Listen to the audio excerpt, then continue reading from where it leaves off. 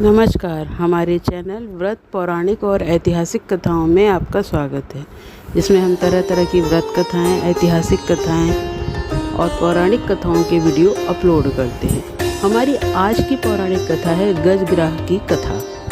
प्राचीन समय में हाहा और हूहू नाम के दो तपस्वी थे। उनको अपनी भक्ति का गर्व था। वे अपने आप को एक दूसरे से अधिक सिद्धि शक्ति वाला कहते थे। अपनी अपनी शक्ति के विषय में जानने के लिए वे ब्रह्मा जी के पास गए।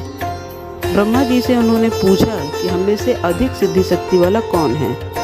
ब्रह्मा जी ने कहा कि आप श्री विष्णु जी के पास जाओ, वे बता सकते हैं, क्योंकि ब्रह्मा जी को डर था कि एक को कम शक्ति वाला बताया तो दूसरा नाराज होकर उन्हें श्राप न दे दे।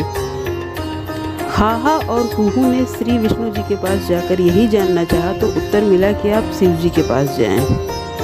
वे तपस्वी हैं, ठीक बता सकते हैं। शिव जी ने उन दोनों को पृथ्वी पर मतंग ऋषि के पास जाकर अपना समाधान कराने की राय दी। मतंग ऋषि वर्षों से तपस्या कर रहे थे और अवधूत बनकर रहते थे।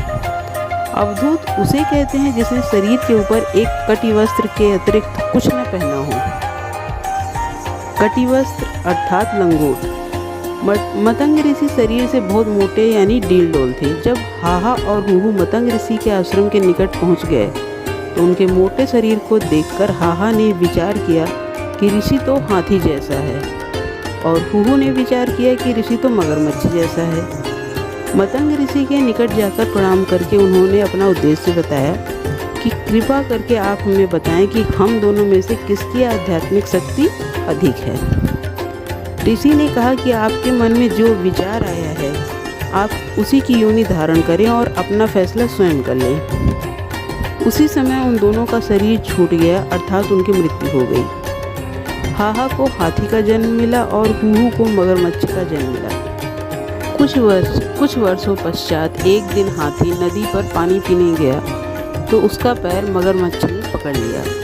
सारा दिन खींचतान बनी रही। कभी हाथी मगरमच्छ को पानी से कुछ बाहर ले आए, कभी मगरमच्छ हाथी को पानी में खींच ले जाए। शाम को मगरमच्छ पैर छोड़ देता। अगले दिन हाथी उसी स्थान पर जाकर अपना पैर मगरमच्छ को पकड़ाकर अपनी शक्ति परीक्षण करता। पुराणों में लिखा है कि यह गजग्राह का युद्ध 10,000 वर्ष तक चलता रहा।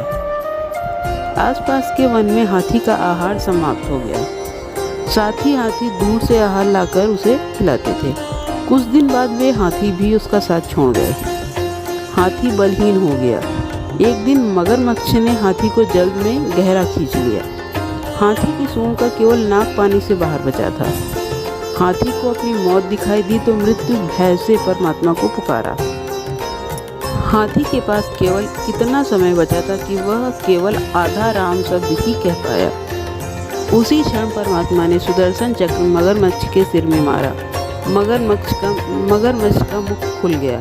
हाथी बाहर पटरी पर खड़ा हो गया। परमात्मा प्रकट हुए। हाथी से कहा कि तुम स्वर्ग चलो, तुमने मुझे सच्चे मन से याद किया है और मेरा नाम बड़ी तड़प के साथ लिया है।